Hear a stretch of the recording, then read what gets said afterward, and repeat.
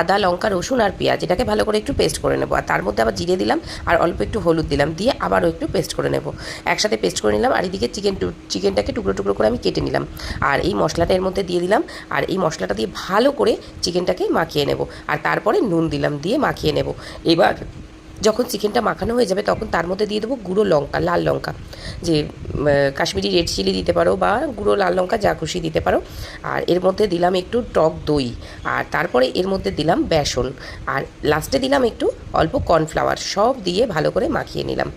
এবার দেখো পুরোটা মাখিয়ে নিয়েছি। এবার মাখিয়ে নিয়ে রাখলাম একটুখানি, রেখে তারপরে আমি ভাজবো বলে দিকে রেডি করব। এবার কী করবো, একটু ব্রেড ক্রামস নেব। আর ব্রেড ক্রামসের মধ্যে একটু মাখিয়ে নেব, কারণ হচ্ছে যেহেতু আমি দই দিয়েছিলাম একটু পাতলা হয়ে গেছে তার জন্য। আর ব্রেড ক্রামসের মধ্যে মাখিয়ে নিলে একটু মচমচে হয় তার জন্য। তো গরম তেলের মধ্যে এটা দিয়ে দিলাম। আর আস্তে আস্তে তেলটাকে কমিয়ে দিলাম, তারপরে দিয়ে আস্তে আস্তে ভেজে লাল লাল করে তুলে নিলাম।